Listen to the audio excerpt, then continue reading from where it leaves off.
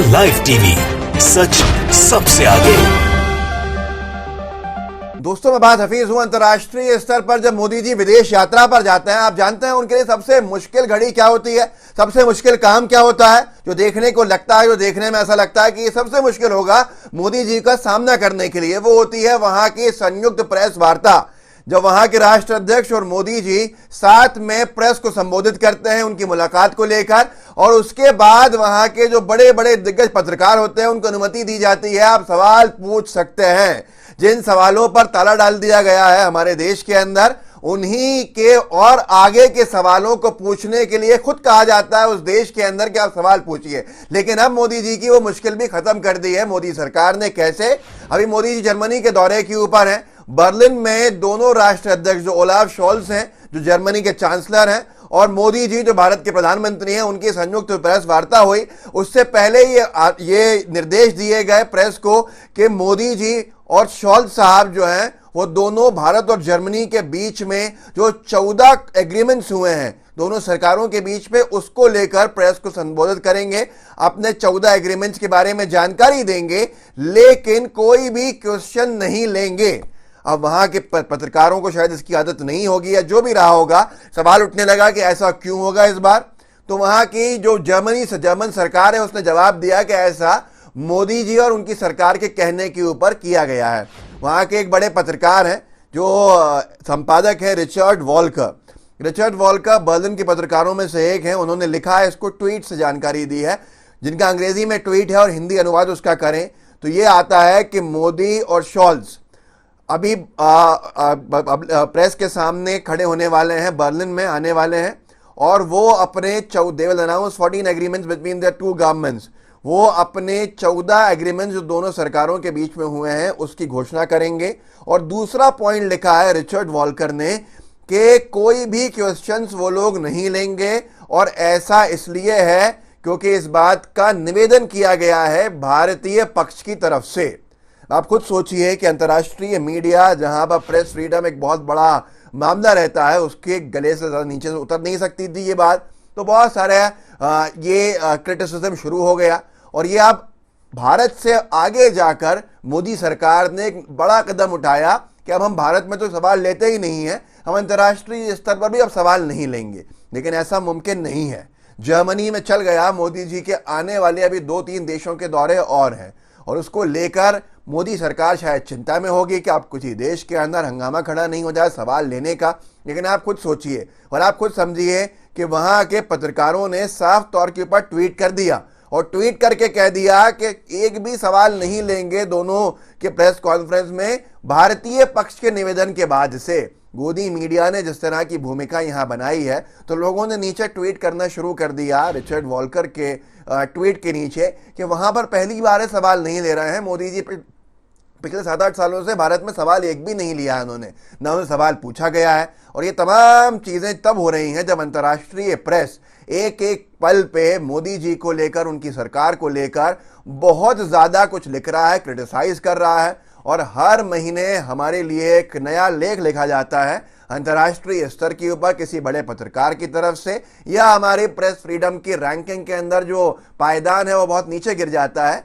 वो सारी चीजें वैसे ही मुसीबत की बनी हुई थी, और अब ये एक और कदम उठा लिया कि मोदी सरकार ने प्रेस के सवाल लेने से मना कर दिया जर्मनी में।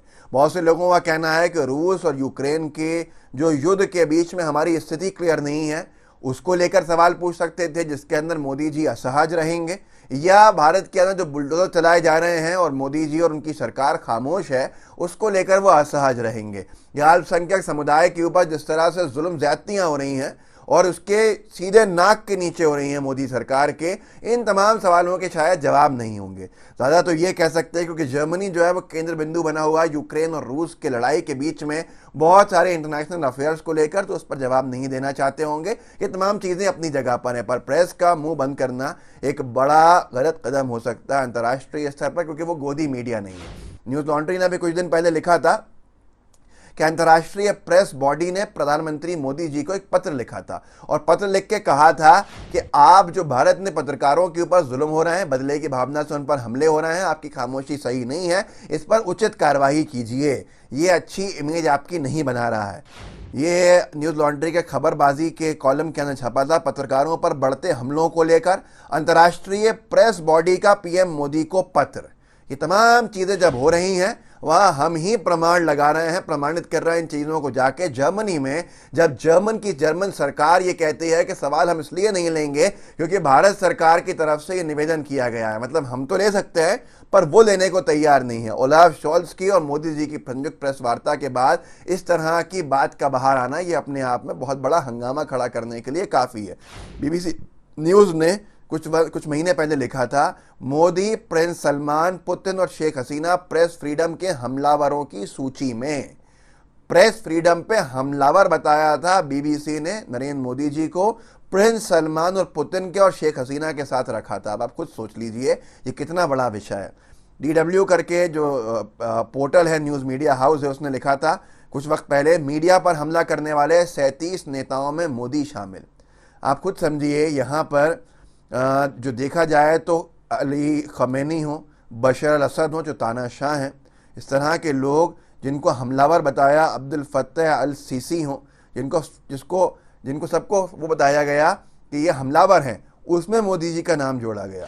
और ये 37 देशों के अंदर 37 नेताओं में मोदी जी शामिल किए गए DW न्यूज़ के लेख के अंदर मीडिया पर हमला करने वाले। आप खुद सोचिए क्या इन बातों का प्रमाण नहीं लग जाता ऐसे कदम उठाने से। बोलता हिंदुस्तान ने कुछ वक्त पहले छापा था, रिपोर्टर्स विदाउट बॉर्डर्स ने मोदी को बताया किम जोंग जैसा तानाशाह, प्रेस की आज़ादी छीनने वालों की लिस्ट में डाला। इसमें इमरान खान है, इसमें किम जोंग उन है और इसमें प्रिंस मोहम्मद बिन सलमान है, जिन्होंने पत्रकारों की जिनके ऊपर हत्या तक का आरोप है। ऐसे लोगों की साथ सूची के अंदर रखना और उसके बाद जर्मनी में जाके जर्मन सरकार का प्रेस से कहना कि हम 14 एग्रीमेंट्स के ऊपर संयुक्त प्रेस वार्ता में बात करेंगे, जो संयुक्त प्रेस वार्ता मोदी जी, भारत के प्रधानमंत्री, और जर्मनी के चांसलर ओलाफ शोल्ज संयुक्त तौर के ऊपर संबोधित करेंगे। इसके बाद लेकिन कोई भी सवाल नहीं लिया जाएगा क्योंकि ये ऐसा इसलिए किया गया है, हमारे भारत के पक्ष का निवेदन है ऐसा करना। आप खुद सोचिए कि इन चीज़ों का प्रमाण नहीं लग जाता।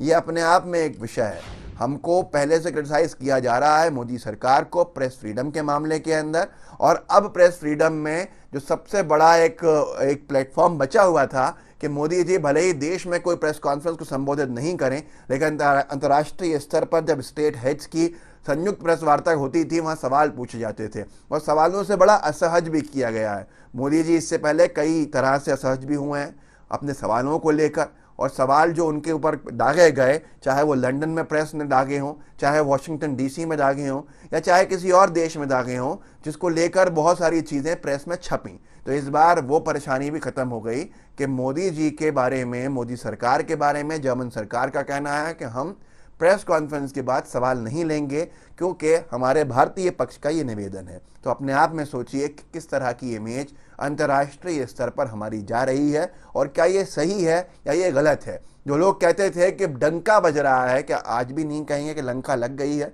ये सवाल अपने आप से पूछिएगा और इस वीडियो को आगे बढ़ाइएगा, व्हाट्सएप ग्रुप्स में शेयर कीजिएगा, साथ में लाइव टीवी को सब्सक्राइब कीजिएगा और बेल आइकन दबाइएगा। जय हिंद, जय भारत।